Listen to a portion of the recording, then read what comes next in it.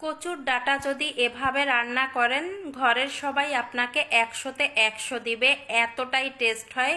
গরম ভাতের সাথে অন্য কিছু লাগবে না, গ্যারান্টি দিয়ে বলছি। এত সুস্বাদু হয় এই কচুর ডাঁটাগুলো এভাবে রান্না করলে। প্রথমে ডাঁটাগুলো আমি কেটে ধুয়ে পরিষ্কার করে নিব। এই তো কেটে ধুয়ে পরিষ্কার করে কড়াইয়ের মধ্যে জল দিয়েছি। এবার দিয়ে দিব কচুর ডাঁটাগুলো দিয়ে তারপরে আমি একটু লবণ দিয়ে দিলাম। অবশ্যই লবণ দিবেন, এতে করে দ্রুত সেদ্ধ হয়ে যাবে এই কচুর ডাঁটাগুলো। এখনই একটা ঢাকনা দিয়ে ঢেকে 5 মিনিট জাল করে নিব। 5 মিনিট পরে ঢাকনা তুলে নিলাম। এখনই একটু নেড়ে চেড়ে নিব। নেড়ে চেড়ে আবারও ঢাকনা দিয়ে আমি 5 থেকে 6 মিনিট জাল করে নিব।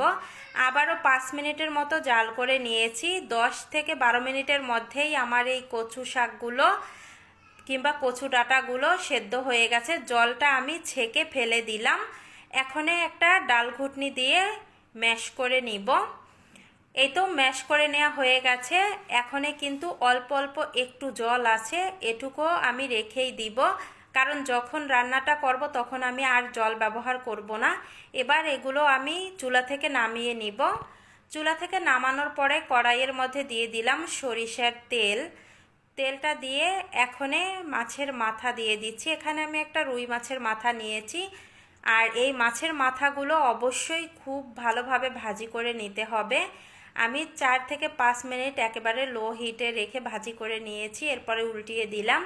এপাশ ওপাশ করে খুব সুন্দর করে ভাজি করে নিয়েছি। এখনে এক এক করে নামিয়ে নিব। এখানে আপনারা চিংড়ি মাছ দিয়েও রান্না করতে পারেন কিংবা ইলিশ মাছ দিয়ে, অনেক বেশি মজার হবে।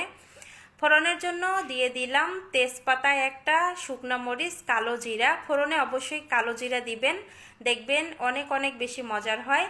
পেঁয়াজ কুচি, রসুন কুচি দিয়ে দিলাম। রসুনের পরিমাণটা কচুর ডাঁটায় একটু বেশি দিবেন। সবগুলো উপকরণ এবার একটু লাল করে ভাজি করে নিব।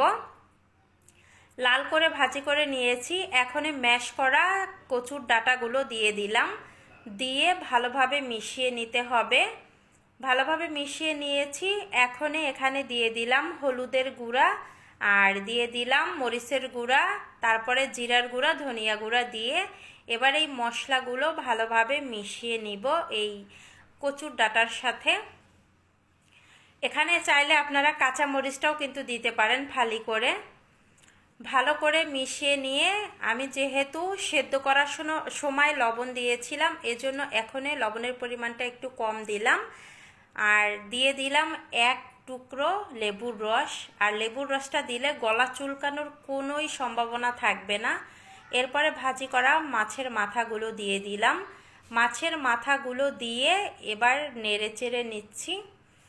এখন ঢাকনা দিয়ে ঢেকে একেবারে লো হিটে 10 মিনিট আমি জাল করে নিব। এর মাঝে কিন্তু অবশ্যই ঢাকনা তুলে নেড়ে চেড়ে দিবেন। এই তো ঢাকনা তুলে নেওয়ার পরও আরও 5-6 মিনিট রান্না করে শুকিয়ে এই যে নামিয়ে নিয়েছি। আসলে এক কথায় অসাধারণ হয়েছে খেতে।